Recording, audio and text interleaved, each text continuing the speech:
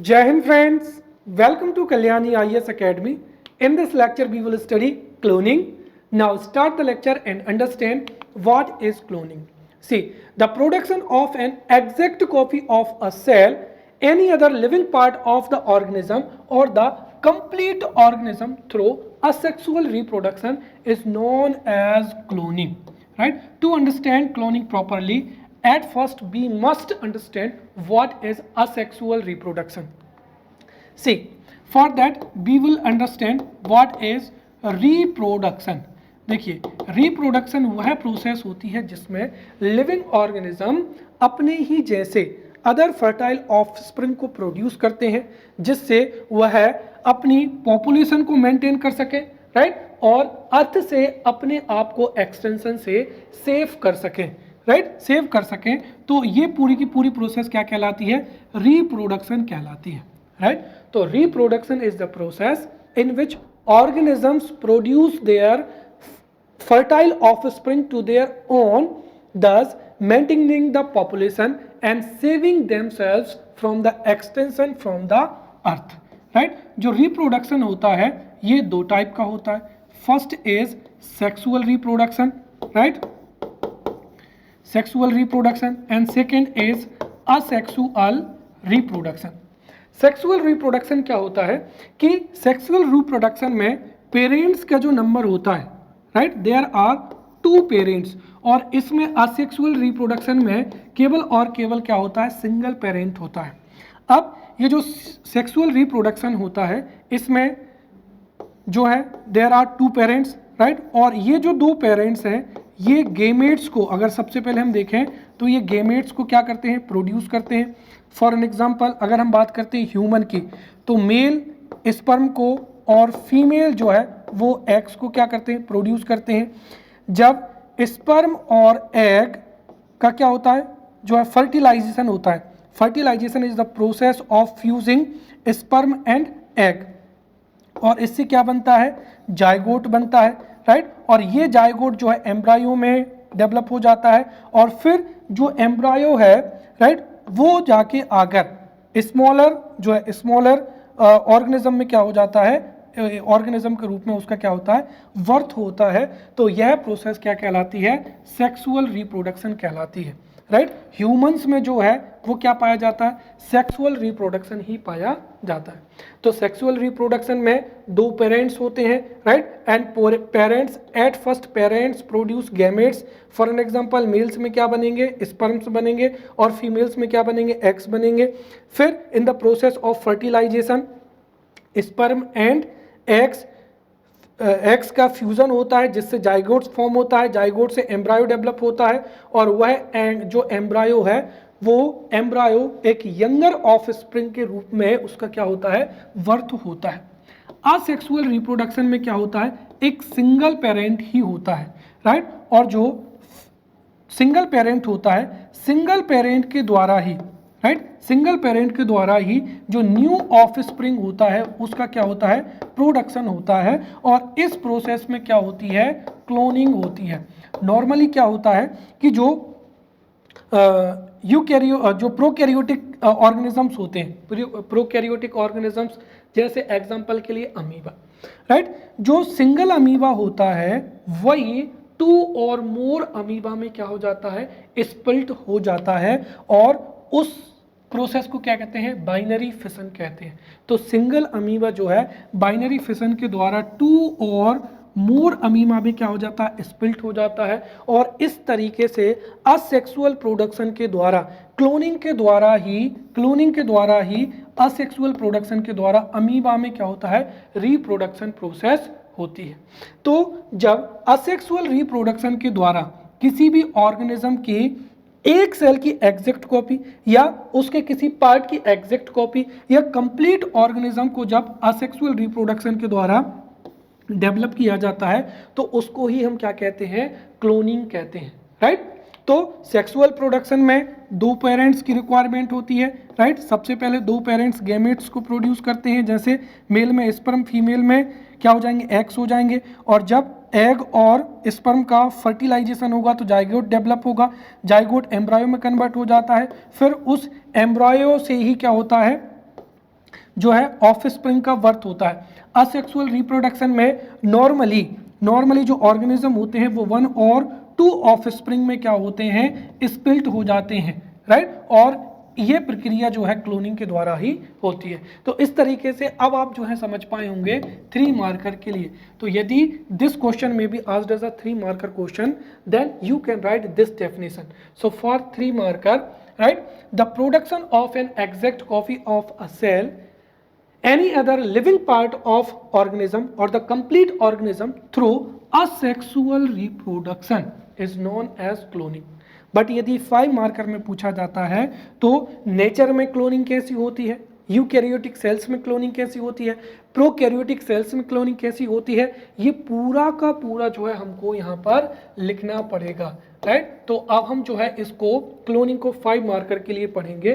तो 5 मार्कर में पूछा जाए तो सबसे पहले तो क्या हो जाएगी, डेफिनेशन हो जाएगी, right. The production of an exact copy of a cell, any other living part of the organism or the complete organism through asexual reproduction is known as cloning। Cloning happens all the time in nature as when a cell replicates itself asexually without any genetic alteration or recombination। तो जो cloning की process है वो nature में exist होती है, right, और ये ऑल द टाइम जो है चलती रहती है। अगर एक सेल रेप्लिकेट करती है, right, without any alteration of genetic material और रिकॉम्बिनेशन, तो उसको ही हम क्या कहते हैं, उसको ही क्लोनिंग कहते हैं, और ये हमेशा होती रहती है। तो cloning happens all the time in nature as when a cell replicates itself asexually without any genetic alteration और recombination. For an example, prokaryotic organisms जिनमें डेवलप्ड क्या है, न्यूक्लियस नहीं होता है। तो prokaryotic organisms lacking a cell nucleus such as bacteria, amoeba create genetically identical duplicates of themselves using binary fission or budding।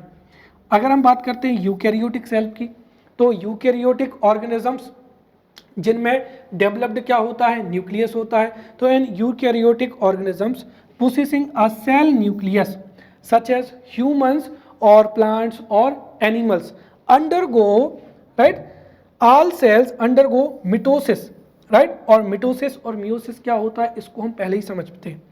तो जो जितने भी यूकैरियोटिक सेल में होते हैं उनमें एक तो होती है रिप्रोडक्टिव सेल्स, राइट, और दूसरी होती हैं यहाँ पर अगर हम देखें तो जो रिप्रोडक्टिव सेल्स होती हैं उनमें क्या होता है, मियोसिस होता है, राइट, और वहीं जो अदर सेल्स होती है उनमें मिटोसिस होता है, और मिटोसिस के द्वारा ही क्या होती है, क्लोन्स बनते हैं, राइट। जैसे अगर हम बात करते हैं तो हमारी स्किन है, राइट, या लाइनिंग जो गैस्ट्रो इंटेस्टिनल ट्रैक है, ये सब क्या होते हैं, ह्यूमन बॉडी में भी क्लोन होते हैं।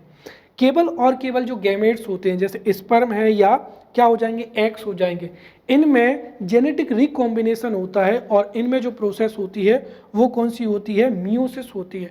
तो हम सीधा कह सकते हैं कि यहाँ पर जो यूकैरियोटिक ऑर्गेनिजम्स होते हैं उनमें जो रिप्रोडक्टिव सेल्स में जो मियोसिस प्रोसेस होती है उसके द्वारा राइट जो सेक्सुअल रिप्रोडक्शन होता है, तो वहाँ पर क्लोनिंग नहीं होती है। But all the cells that undergo mitosis such as skin cells and cells lining gastrointestinal tract are clones, right, और ये ही क्या होते हैं, ह्यूमन बॉडी में क्लोन होते हैं, राइट। जो क्लोनिंग है वो फर्स्ट टाइम किसने किया था, इयान विलमुंट ने किया था। तो cloning of an animal was successfully perform for the first time by Ian Wilmut and his colleagues, right, at the Roslin Institute in Edinburgh. और इन्होंने किसको क्लोन किया था, डॉली सीप को क्या किया था, क्लोन किया था। तो ये भी इंपॉर्टेंट फैक्ट है जो कि 3 मार्कर में आपसे पूछा जा सकता है। तो cloning of an animal was successfully performed for the first time by Ian Wilmut and his colleagues at the Roslin Institute in Edinburgh, Scotland, and they successfully cloned a sheep named Dolly. Dolly was born on 5th July 1996 and was the first mammal to be cloned. Now we will study methods of cloning, और ये भी 5 marker में जो है आपसे पूछा जा सकता है। तो what are the methods of cloning?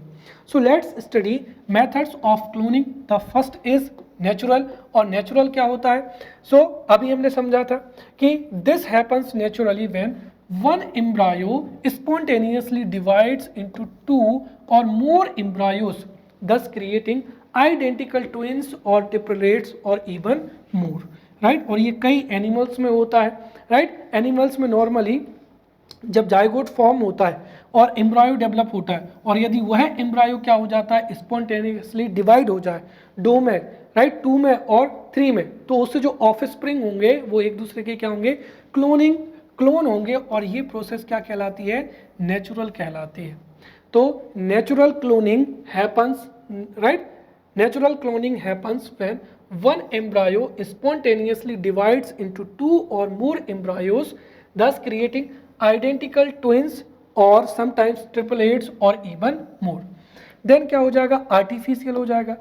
अब जो एम्ब्रायो यहाँ पर स्पॉन्टेनियसली नेचुरली डिवाइड हो रहा था, अगर उसको हम मैकेनिकली क्या करें, डिवाइड करें, और अगर वो मैकेनिकली डिवाइड हो जाए और उससे दो जो ऑफस्प्रिंग्स हैं उनका बर्थ हो, तो फिर वो क्या कहलाएगा, यहाँ पर आर्टिफिशियली क्लोनिंग कहलाएगा।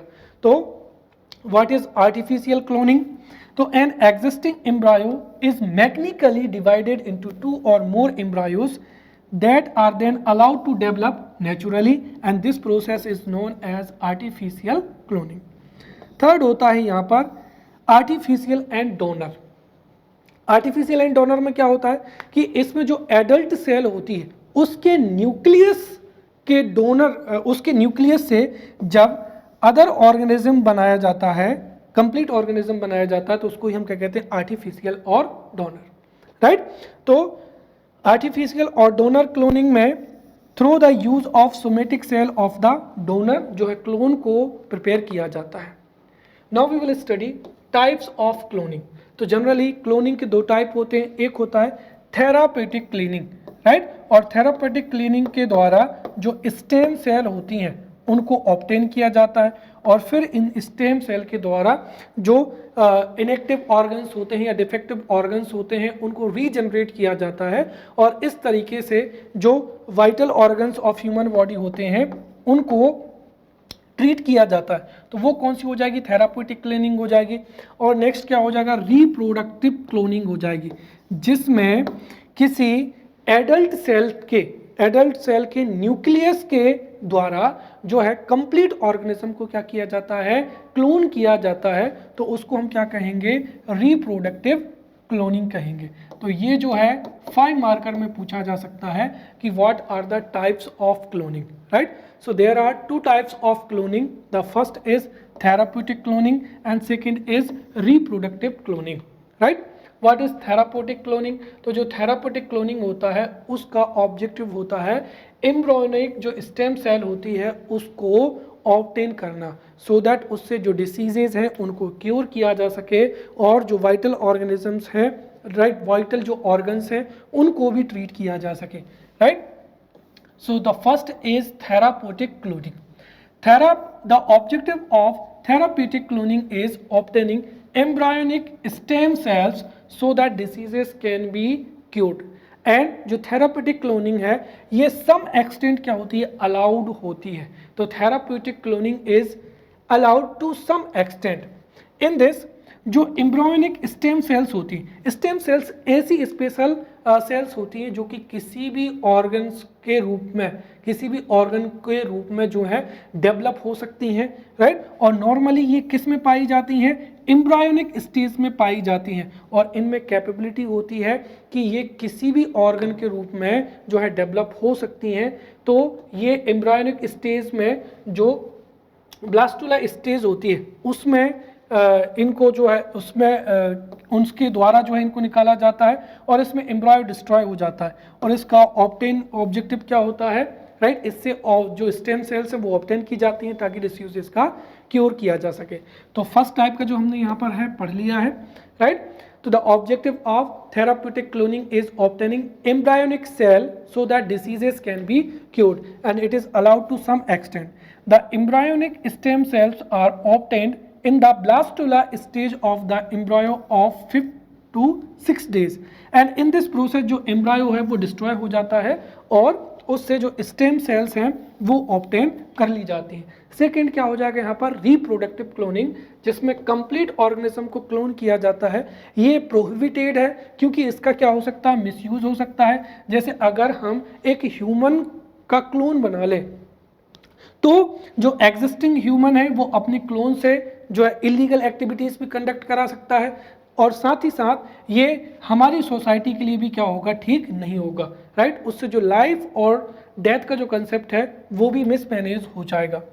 In this the embryo is first developed, और फिर उस एम्ब्रायो को, राइट, उस एम्ब्रायो को सबसे पहले डेवलप किया जाता है, फिर उस एम्ब्रायो को जो है रिप्लेस कर दिया जाता है, फीमेल यूटेरस में उसको प्लेस कर दिया जाता है और उससे जो क्लोन तैयार होता है उसको रिप्रोडक्टिव क्लोन कहते हैं। क्लियर? तो the objective of reproductive cloning is the producing complete organism and it is prohibited to clone a human. In this an embryo is first developed and a clone baby organism is obtained by placing the embryo in the female uterus. Clear? Now हम यहाँ पर जो cloning है उसको based on the stage भी पढ़ेंगे, right. Again ये भी 5 मार्कर में पूछा जा सकता है कि types of cloning on the basis of stage. So there are two types of cloning based on the age. First क्या हो जाएगा, एम्ब्रायो क्लोनिंग हो जाएगा और दूसरा क्या हो जाएगा, एडल्ट क्लोनिंग हो जाएगा। तो types of cloning based on stage, first is embryo cloning. अब जैसा कि इसका नाम क्या है, एम्ब्रायो क्लोनिंग, तो जब कभी भी क्लोन को एम्ब्रायो के द्वारा क्या किया जाता है, डेवलप किया जाता है या बनाया जाता है तो उसको एम्ब्रायो क्लोनिंग कहते हैं। And embryo cloning is a traditional technique होती है। In this method, the cell is taken from the embryo to produce a clone. Adult cloning में जो है एडल्ट सेल से क्या किया जाता है, न्यूक्लियस लिया जाता है और उस न्यूक्लियस के द्वारा फिर एक कंप्लीट ऑर्गेनिज्म को क्या किया जाता है, जो है क्लोन किया जाता है। तो produce a clone through adult cell is known as adult cloning. For an example, in 1996 a sheep name Dolly, जिसको हमने देखा था इयान बिल्डमुंट ने एडनबर्ग यूनिवर्सिटी में क्लोन किया था, तो इन 1996 अ सीप नेम्ड डॉली वाज क्लोन्ड। अब मोस्ट इंपॉर्टेंट जो है, यहां से 11 मार्कर का क्वेश्चन पूछा जा सकता है, what is cloning and what is the significant of cloning. Clear? और इसको भी हम 11 मार्कर के लिए स्टडी कहेंगे। अगर ये 5 मार्कर में आता है तो इसके जो कुछ पॉइंट्स हैं आप उनको समरी वाइज या समरी फॉर्म में भी लिख सकते हैं, राइट। और आपका आंसर क्या हो जाएगा, कंप्लीट हो जाएगा। क्लोनिंग क्या है हमने उसको बहुत अच्छे से समझ लिया है। Now we will study the significance of cloning, right. So let's study significance of cloning for 11 marker answer. See the first, जो एम्ब्रियोनिक स्टेम सेल्स होती हैं, राइट, ये स्टेम सेल्स के द्वारा हम हेल्थ के फील्ड में बहुत कुछ अचीव कर सकते हैं, राइट। और अगर हम इस एम्ब्रायो को क्या कर लें, क्लोन कर लें, तो उससे स्टेम सेल्स जो हैं वो हमारे पास में क्या होंगी, अवेलेबल होंगी। इन स्टेम सेल्स का यूज जो है कई सेल्स और टिश्यूज को प्रोड्यूस करने में किया जा सकता है और इससे कई डिसीजेस को भी क्योर किया जा सकता है। जैसे जो इंसुलिन मेकिंग सेल्स हैं या जो स्पाइनल कॉर्ड है उसको क्या किया जा सकता है, ट्रीट किया जा सकता है। ये क्या हो गया, पहला पॉइंट हो गया। तो पहला पॉइंट क्या हो गया, an embryo made by cloning can be turned into stem cell factory and stem cells are an early form of the cells that can grow in many different types of cells and tissues.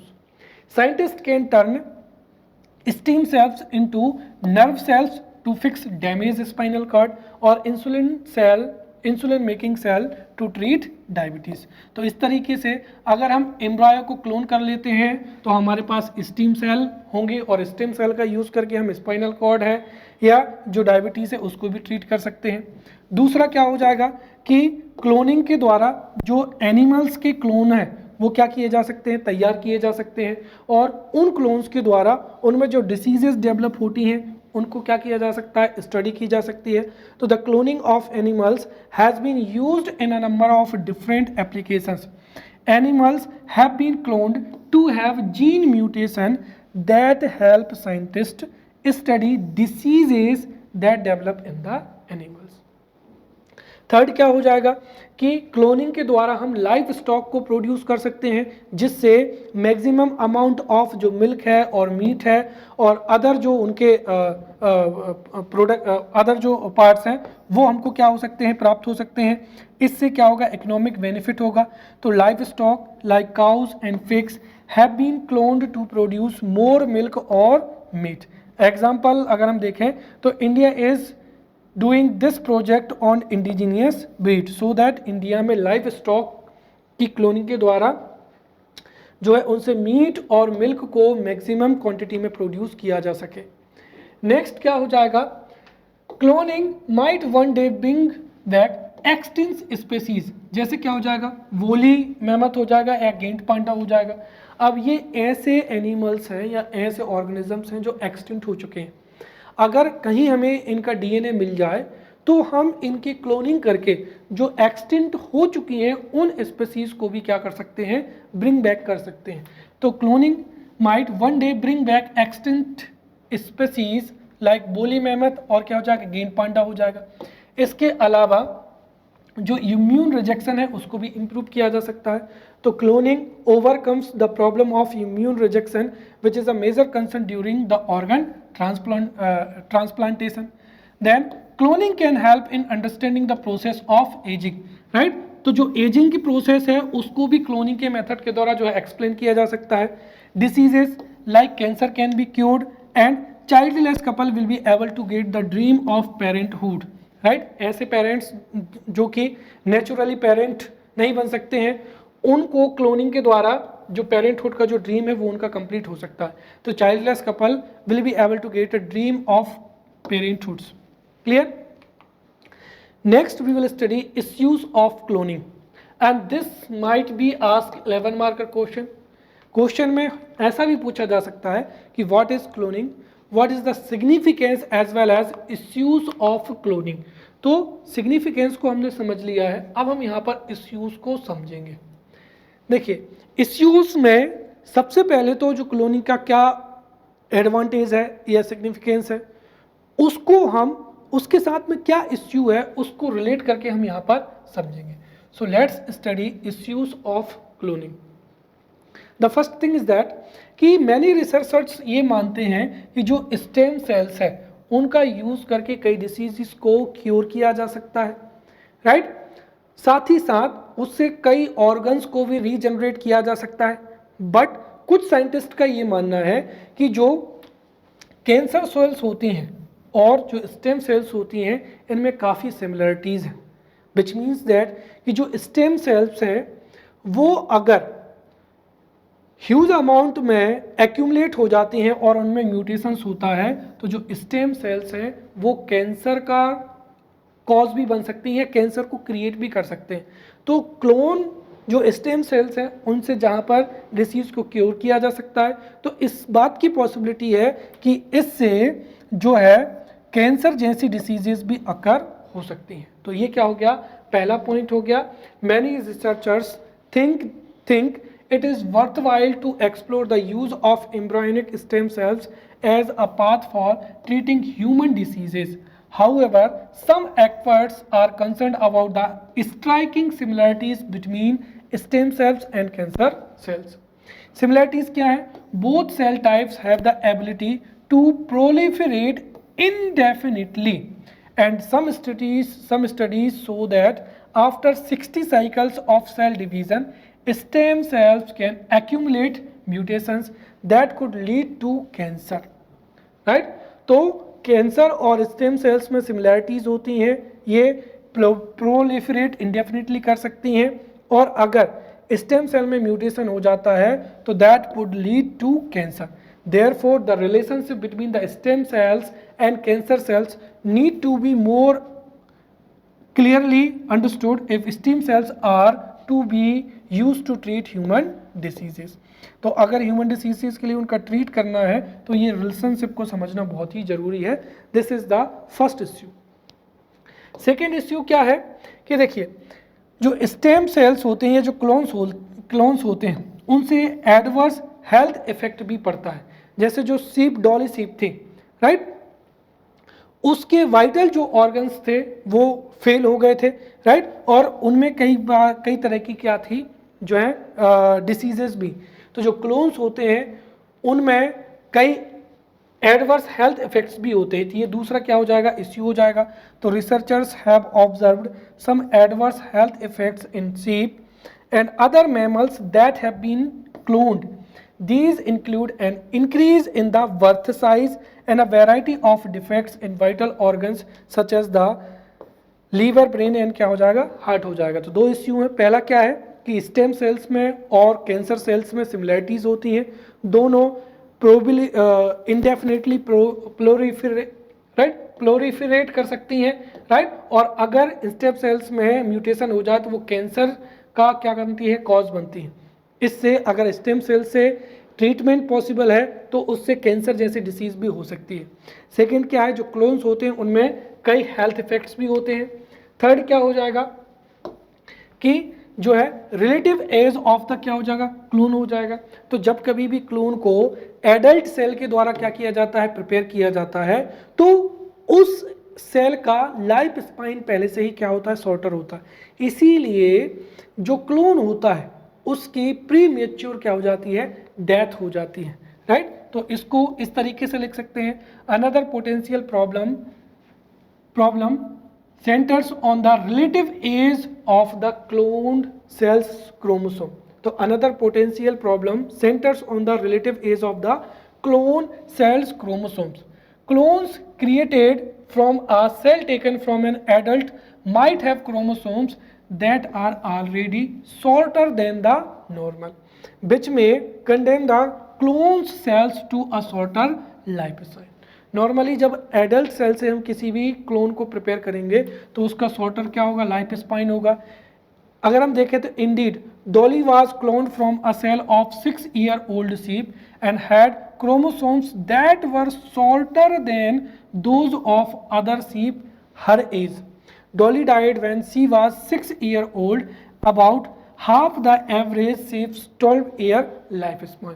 तो जो डॉली को clone किया गया था वो उसकी death 6 year में ही हो चुकी थी, right, because of the relative age of the cloned cells chromosome. Clear. Next क्या हो जाएगा यहाँ पर कि अगर किसी भी ह्यूमन का क्लोन प्रिपेयर करते हैं तो उससे लाइफ और डेथ का जो कंसेप्ट है वो क्या हो जाएगा, खतरे में होगा, राइट, और जो सोशल वैल्यूज हैं वो डिक्रीज हो जाएंगी। तो reproductive cloning would be, right, reproductive cloning would present the potential of creating a human that is genetically identical to another person who has previously existed or will exist. This may conflict with long-standing religious as well as social values about human dignity, possibly infringement on principles of individual freedom, identity and autonomy. अगर हम देखें तो यहाँ पर therapeutic cloning की, तो therapeutic cloning while offering the potential for treating humans suffering from diseases or injury would require the destruction of human embryo in the test tube. क्यों? क्योंकि जो एम्ब्रायोनिक स्टीम सेल्स हैं जब उनको ऑब्टेन किया जाता है तो एम्ब्रायो को क्या किया जाता है, जो है डिस्ट्रॉय किया जाता है, राइट। तो इससे क्या होगा, consequently opponents argue that using this technique to collect embryonic stem cell is a wrong, regardless of whether such cells are used to benefit sick or injured person. क्योंकि इससे फिर ये एक तरीके से क्या हो जाएगा, बिजनेस बन जाएगा, राइट। नॉर्मली जो एम्ब्रायो है उससे स्टेम सेल ऑब्टेन करने के लिए एक बिजनेस स्टार्ट किया जाएगा, जिससे एक तरीके से ये जो सोसाइटी में है ये एक रॉन्ग मैसेज होगा और ये अनएथिकल भी होगा। India does not have specific laws regarding cloning, but has significant guidelines prohibiting whole human cloning or productive cloning. India allowed therapeutic cloning and use of embryonic stem cell for the research purpose. तो ये जो है आप conclusion में लिख सकते हैं कि इंडिया में कोई लॉ तो नहीं है, बट कुछ गाइडलाइंस हैं जो कि होल ह्यूमन क्लोनिंग को प्रोहिबिट करते हैं और केवल थेरापेटिक जो क्लोनिंग है उसको रिसर्च पर्पसेस के लिए क्या करते हैं, अलाउ करते हैं। Now we will study stem cell, और ये अगेन 11 मार्कर में पूछा जा सकता है, what is stem cell, what is the significant of stem cell, right, and what are the sources of stem cell. इसको हम बहुत ही अच्छे से समझेंगे। अभी कई बार मैंने आपको जो है बताया भी है। देखिए, जो स्टेम सेल होती हैं ये स्पेशल ह्यूमन सेल होती हैं जो कि किसी भी सेल में या मसल में या किसी भी ऑर्गन के रूप में क्या होती हैं, जनरेट होती हैं। नॉर्मली अगर मैं आपको बताऊं तो जब स्पर्म, राइट, जैसे अगर हम बात करते हैं रिप्रोडक्शन में, तो जब स्पर्म और एग का क्या होता है, फर्टिलाइजेशन होता है, तो उससे क्या बनता है, जायगोट बनता है, राइट, और जायगोट से क्या, एम्ब्रायो डेवलप होता है। तो जो एम्ब्रायोनिक स्टेज होती है जब जायगोट बनता है, तो ये क्या होती है, एक सिंगल सेल ही होती है, और ये सिंगल सेल जो है सेल डिवीजन के द्वारा ही एक लिविंग ऑर्गेनिज्म में कन्वर्ट हो जाती है। क्यों? क्योंकि ये जो जायगोट है या जो एम्ब्रायो है, जो एम्ब्रायोनिक सेल स्टेम सेल्स होती हैं, ये मिरेकुलस होती हैं, क्योंकि यही स्टेम सेल ह्यूमन में जितनी भी ऑर्गन्स होती हैं उनमें कन्वर्ट हो जाती हैं, राइट। अगर हम हमारी ह्यूमन बॉडी को देखें तो जो लीवर है, किडनी है, हेयर है, ये सभी जो सेल्स हैं वो डेवलप हुई हैं स्टेम सेल से। इसीलिए मेडिकली इनका इम्पोर्टेंस भी बहुत है, क्योंकि स्टेम सेल्स से कई डिसीजेस क्योर की जा सकती हैं। जो ऑर्गन्स डैमेज हो चुके हैं, फेल हो चुके हैं, उनको रीजनरेट भी किया जा सकता है। इनकी हाई क्या होती है, हीलिंग पावर होती है, और ये किसी भी ऑर्गन के रूप में क्या हो सकते हैं, डेवलप हो सकते हैं। इनसे पार्किंसंस, पैरालिसिस, अल्जाइमर्स जैसी जो डिसीजेज हैं वो भी क्या हो सकती हैं, क्योर हो सकती हैं। तो नॉर्मली अगर स्टेम सेल से 5 मार्कर का क्वेश्चन पूछा जा सकता है तो आप ये आंसर यहाँ पर लिख सकते हैं। सबसे पहले डेफिनेशन, तो stem cells are special human cells that can develop into many different types of cells, right, from muscle cells to brain cells. Stem cells have the ability to repair damage cells, तो जो damage cells हैं, organs हैं, उनको ये repair कर सकते हैं, right. Stem cells have strong healing power, right. Stem cells can involve into any type of cell, and researchers on stem cell is going on, and it is believed that stem cell therapies can cure, right, like paralysis and Alzheimer's as well. Now types of stem cell, stem cell कितने प्रकार की होती हैं उनको हम समझते हैं, ये भी 5 मार्कर में पूछा जा सकता है। तो let's study types of stem cell. The first क्या हो जाएगी, एम्ब्रायोनिक स्टेम सेल हो जाएगी, राइट। तो एम्ब्रायोनिक स्टेम सेल को 5 और 6 डे का जो 5 और 6 डे लाइफ स्पान का जो एम्ब्रायो होता है उससे ही इन एम्ब्रायोनिक स्टेम सेल को ऑब्टेन किया जाता है, और इस प्रोसेस में एम्ब्रायो जो है डिस्ट्रॉय हो जाता है। सेकेंड हो जाएगा एडल्ट स्टेम सेल, जिनको कैसे बनाया जाता है, these cells are obtained from developed organs and tissues. तो adult stem cells are obtained from developed organs, और जो टिश्यूज हैं उनसे ये ऑब्टेन की जाती है। देन क्या हो जाएगा, induced, right, pluripotent stem cells, ये कहाँ से मिलती हैं, तो जो induced pluripotent stem cells have been tested and arranged by, right, converting tissue specific cells into embryonic cells in the lab. तो इनको कहाँ पर बनाया जाता है, लैब में बनाया जाता है। तो induced pluripotent stem cells have been tested and arranged by converting tissues specific cells into embryonic cells in the lab. फिर क्या हो जाएगा, मेसेनकीमल स्टेम सेल्स हो जाएंगी। तो मेसेनकीमल स्टेम सेल्स क्या होती हैं, तो mesenchymal stem cells are mainly formed from the connective tissues surrounding other tissues and organs known as stroma। तो जो मेसेनकीमल स्टेम सेल्स हैं उनको स्ट्रोमा से क्या किया जाता है, प्राप्त किया जाता है। नेक्स्ट हो जाएगा यहाँ पर सोर्सेस ऑफ स्टेम सेल्स। तो स्टेम सेल्स के सोर्सेस क्या होते हैं, तो जो स्टेम सेल्स हैं वो डिफरेंट पार्ट्स ऑफ बॉडी से क्या की जा सकती है, ऑब्टेन की जा सकती हैं। तो stem cells can be obtained from different parts of the body, right. For an example, adult stem cells can be found in specific tissues in the human body. तो जो स्टेम सेल्स हैं वो specific tissues से जो है obtain की जा सकती हैं।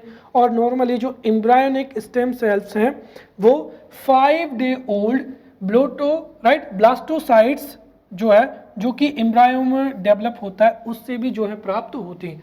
तो embryonic stem cells are derived from 5 day old blastocysts that develop into embryo.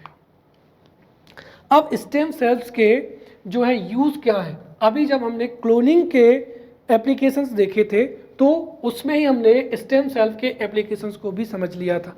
फिर भी अगर ये 5 मार्कर में पूछा जाता है तो आप ये लिख सकते हैं। तो applications of stem cells, first is tissue regeneration हो जाएगा। स्टेम सेल्स में कैपेबिलिटी होती है कि वो किसी भी टिश्यू में रीजनरेट हो सकते हैं। Second, treatment of cardiovascular diseases, treatment of brain diseases, treatment of blood diseases, treatment of diseases like Alzheimer's, Parkinson's, right?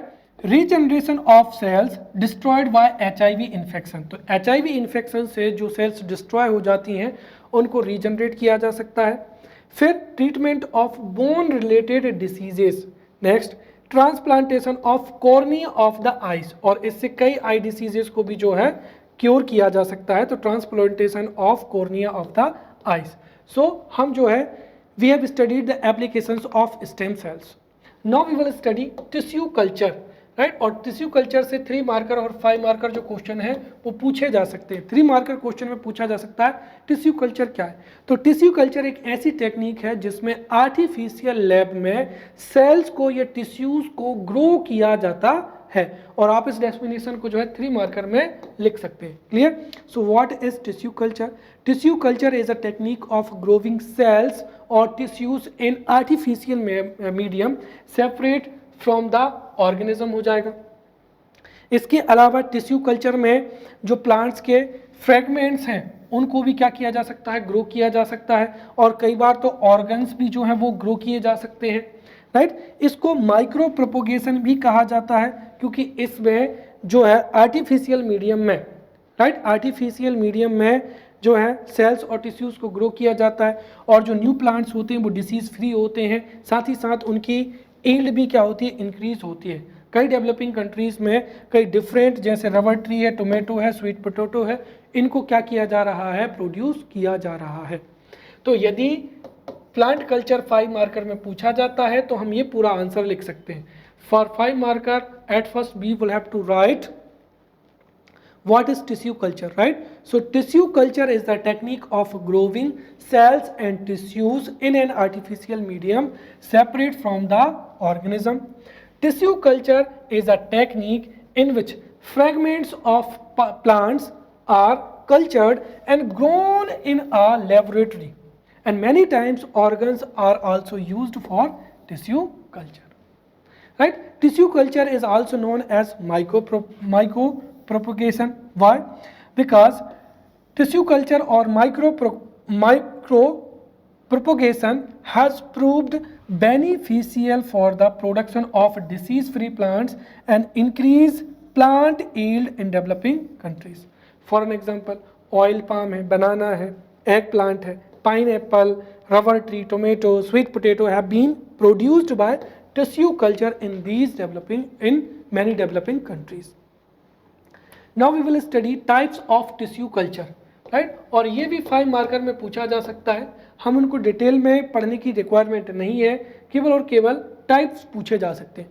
So let's study types of tissue culture. The first is seed culture, then embryo culture, right, cells culture हो जाएगा, organ culture, right, protoplast culture, pollen culture, right, anther culture, single cell culture, suspension culture, right, somatic embryogenesis and somatic क्या हो जाएगा, एम्ब्रायोजेनेसिस हो जाएगा, right. तो ये इतने जो कल्चर हैं ये किसके टाइप हैं, तो these are the types of tissue culture. Next and important, tissue culture के एडवांटेजेस, और ये 5 मार्कर में पूछा जाएगा। यदि क्लोनिंग से क्वेश्चन पूछा जाएगा तो वो डायरेक्टली क्लोनिंग से पूछा जाएगा या स्टेम सेल से या टिश्यू कल्चर से। सो let's study the advantages of tissue culture. The first is कि टिश्यू कल्चर के द्वारा प्लांटलेट्स को वेरी शॉर्ट टाइम में क्या किया जा सकता है, प्रोड्यूस किया जा सकता है, और वो भी स्मॉल अमाउंट ऑफ किससे, प्लांट टिश्यू से। तो the first, the plantlets are obtained in a very short time with a small amount of plant tissue. Second, plant tissue में जो न्यू प्लांट्स को ग्रो किया जाता है वो क्या होते हैं, डिसीज फ्री होते हैं। तो new plants produced are disease free. Third क्या है यहाँ पर कि टिश्यू कल्चर में थ्रू आउट द ईयर जो है प्लांट्स को ग्रो किया जा सकता है, विच मीन्स कोई भी सीजन हो आप ग्रो कर सकते हैं, राइट। तो पहला क्या है, plantlets are obtained in a very short time with a small amount of the plant. Second, ये plants जो है disease free होते हैं। Third, plants can be grown throughout the year irrespective of the season. Fourth, कि tissue culture के लिए large space की requirement नहीं होती, नॉर्मली इनको लैब में ग्रो किया जाता है, इसीलिए a large space is not required to grow plants. Next क्या हो जाएगा कि the production of new varieties in the market place speeds off. तो प्लांट्स जो टिश्यू कल्चर होता है उससे न्यू वैरायटी के जो प्लांट्स होते हैं उनको स्पीड अप किया जा सकता है। And most important, the tissue culture is being used for the production of ornamental plants, जिनको बालकनी में या हमारा जो हाउस के जो स्पेस होता है, फ्रंट स्पेस होता है, वहाँ पर ब्यूटिफिकेशन के लिए आर्टिफिशियल ऑर्नामेंट्स के रूप में प्लांट्स का यूज़ किया जाता है। तो this technique is being used for the production of ornamental plants such as dahlia, right. फिर कैरी सेंथेमम हो जाएगा और ऑर्चिड्स हो जाएगा, etcetera, right. Now we will study importance of tissue culture. So if you have understood advantages of tissue culture, then it is very easy to understand what is the importance of tissue culture। और ये भी 5 marker में पूछा जा सकता है। पहला क्या है कि टिश्यू कल्चर में बोथ एनिमल या प्लांट टिश्यूज को जो है ग्रो किया जा सकता है या उनकी कल्चरिंग की जा सकती है। तो both plant and animal tissues can be used for culturing. Second क्या हो जाएगा कि जो प्लांट टिश्यू कल्चर है उससे जेनेटिक मॉडिफिकेशन किया जा सकता है, जिसकी वजह से जो प्लांट्स हैं उनकी इंक्रीज जो है ईल्ड क्या होती है, इंक्रीज होती है।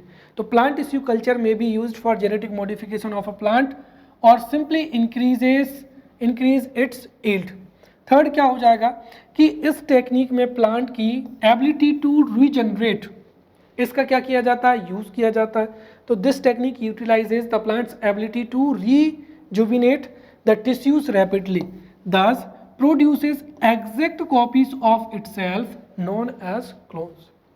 नेक्स्ट क्या हो जाएगा कि plant culture is a technique of quickly producing plants without any tubers, seeds और बल्ब्स। नॉर्मली जो प्लांट्स होते हैं, ट्यूबर्स होते हैं, सीड्स होते हैं, इनके द्वारा ग्रो किया जाता है, बट इसमें क्विकली जो है प्रोडक्शन किया जा सकता है। तो it is a technique of quickly producing plants without any tubers, seeds or bulbs. Also, it also helps in the conservation of plant biodiversity by the production of endangered plants, right? So in this way we have studied what is cloning, what are the methods of cloning, we have studied significance of cloning, what are the issues of cloning, after that what is stem cell, what is the significance of stem cell, and we have studied tissue culture, advantages of tissue culture as well as importance of tissue culture, right? So now we have finished the topic. We will meet in upcoming lecture. Till then, thank you.